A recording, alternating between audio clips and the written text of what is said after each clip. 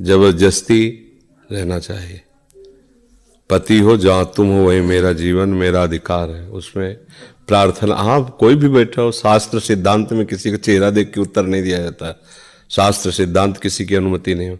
पानी ग्रहण करते समय हाथ बढ़ा करके स्वीकार किया गया था इसी बात के लिए कि जो भी कार्य है उनमें हम आप दोनों मिलकर चलेंगे। अर्धांगिनी होती है, और अगर वो आपके समीप रहना चाहती है तो भगवान ना नहीं कर पाए आपकी क्या बात है। सीता जी के लिए बहुत बड़े बड़े महापुरुषों ने, जनक जी और बड़े बड़े ज्ञानियों ने बैठकर सवाल लगाए, कुछ दिन अयोध्या रह लेना, कुछ दिन जनकपुर रह लेना, कभी कभी इधर कभी कभी उधर, आपके लिए तो वनवास नहीं है। प्रभु ने भी कहा कि हमारी आज्ञा है आप यहीं अवध में रहो, गुरुजनों के पास रहो, माता को बहुत संतोष मिलेगा, क्योंकि हम जा रहे हैं तो कौशल्या माता को कम से कम आप रहोगी, तो दोनों पक्ष में प्राण बने रहेंगे सबके। जानकी जी ने कहा प्रभु आप ऐसा कैसे कह सकते हो? क्या तन के बिलक करके छाया को रखा जा सकता है? क्या नहीं रखा जाता। क्या मछली को जल से अलग करके जीवन दान दिया जा सकता है? क्या नहीं दिया जा सकता। तो प्रभु बस मुझे ना चक्रवर्ती सम्राट महाराज का महल अच्छा लगेगा और ना महाराज जनक जी का महल अच्छा लगेगा।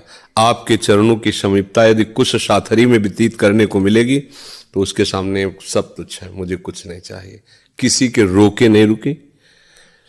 अंतिम समय दशरथ जी ने कहा था सारथी से कि कह देना सीता जी से, अगर वो अकेले वापस आ गए तो हम सब जीवित हो जाएंगे, हमारे प्राण बच जाएंगे। चलो मानते हैं कि राम तो मेरी बात अब नहीं मानने वाले, क्योंकि वो सत्य प्रतिज्ञ हैं, वो तो जाएंगे 14 वर्ष के लिए, लेकिन आप कोशिश करना अगर जानकी जी वापस आ जाए तो हम जीवित, हमारे प्राण बच जाएंगे। तो शास्त्रीय सिद्धांत भी है और व्यवहार में भी है, ऐसा नहीं है। आप वृंदावन वास कर रहे हैं, हाँ अगर पत्नी की अनुमति है कि हम अपने बच्चों या माता पिता की सेवा में आप जा सकते हैं तो फिर बात अलग।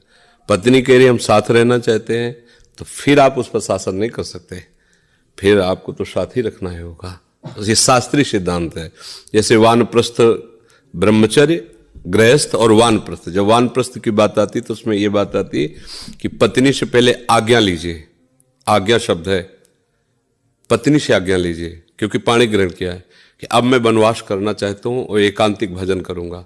आपकी रुचि है तो बच्चों के साथ रह सकती हो, आपकी रुचि नहीं तो जैसे हम रहेंगे वैसे तुम्हें रहना पड़ेगा, भूखे या जिस परिस्थिति में, बस उसकी अनुमति के साथ है। वो अगर कह देती सहमति, हाँ आप जाइए हम यही हैं, खत्म खेल। पर ऐसा नहीं चलेगा कि हम वृंदावन वास करें और वो हमारी आज्ञा में बाहर रहे। हाँ अगर वो राजी है तो कोई बात नहीं, अगर वो रहना चाहती है तो फिर आपकी आज्ञा की आवश्यकता नहीं, फिर आपके पास उसको रहना ही अनिवार्य है। क्यों? माता पिता हैं घर में, तो तुम्हारे माता पिता है ना, उसके माता पिता भाई बंधु तो सब आप हो। अगर वो अपने पति को भगवान समझती तो उसके लिए कोई भी कहीं भी कोई भी अवसर नहीं, वो आपके लिए है। आपके माता पिता हैं, आप देखिए, आप माता पिता को लाइए, आप सेवा कीजिए, आपका संबंध उससे है। उसने माता पिता को देखकर ब्याह नहीं किया था, उसने आपको देखकर ब्याह किया, उसने आपसे संबंध माना।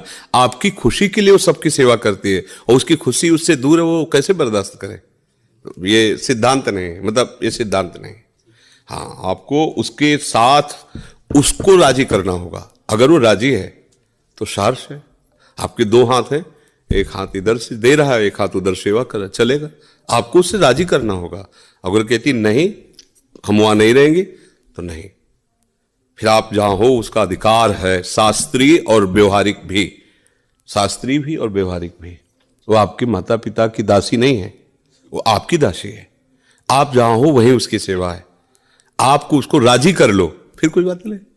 हाँ अगर वो राजी हो जाती है सार्स तो कोई बात नहीं, कोई फिर वो उसकी राजी होना अति अनिवार्य है। आज यही सब भूल गए हैं, तभी अपनी अपनी रुचि के अनुसार फिर क्या हो रहा है कि ये सब दुनिया की जितनी दलिद्रता है ना, पापाचरण है, सब हो रहे हैं। पति अपना कहीं, पत्नी अपना कहीं, और उनका तलाक, दुनिया का सब गंदगी जो है ना, सनातन धर्म में ये गंदगी नहीं थी। ये सब बाहर से आई जो दिमागों में गंदगी है ना, बेविचार प्रवृत्ति, ये सब हमारे धर्म में नहीं। बहुत गंभीर, शांत और मृदु व्यवहार करने वाला सनातन धर्म है। हिंदू धर्म कोई ऐसा नहीं है, पिट गया है लेकिन किसी को पीटने की इच्छा नहीं की है। आज क्या हो रहा है, ब्याह होकर के आया, पत्नी दूसरे लड़के से प्यार कर रही और जहर दे दिया, अपने पति को मार दिया। पति दूसरे लड़के से प्यार कर रहा, पत्नी को नाना प्रकार से प्रताड़ित करके, ये सब क्या हो रहा है? अरे एक जीव है, तुम्हारे को समर्पित है, यही विश्वास नहीं हो पा रहा तो फिर भगवान पर क्या विश्वास करोगे? आज कौन विश्वास के लायक रह गया है? सब कुछ अपना दे करके वो पति को रिझाना चाहती है, पति दूसरी जगह रिझा हुआ उसको मरवा देता है, एक्सीडेंट करवा देता है, कोई नाना प्रकार के उपायों के द्वारा उसे नष्ट कर, क्या हो रहा है ये? इसलिए कम से कम सोचो भगवान की कितनी कृपा है कि पत्नी तुम्हें पति रूप में वर्ण करके सिर्फ तुमसे, ये तो मरो जाए दुनिया में जाओ, क्या मतलब? संसार का स्वरूप देख रहे हो ना। पति बोल नहीं सकता पत्नी से, बोलेगी तो कहे तुम 10,000 कमाते हो, मैं 20,000 कमाती हूँ, तुम हंसो खेलो जिससे खेलना है, हमारा जितना, हम अपनी स्वतंत्र तो अपनी स्वतंत्र, केवल ब्याह भर है, एक घर में रहते हैं, पड़ोसी की तरह रहते, कोई मतलब नहीं। बोले चाय बना दो, तुम्हारे नौकर, तुम बना के पियो।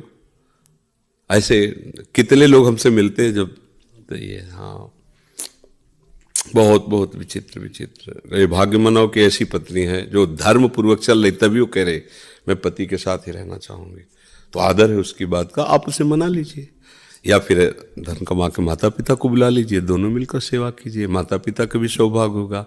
जैसा भी हो उसके प्रश्न के अनुसार उसका उत्तर है कि उसका अधिकार है और वो अधिकार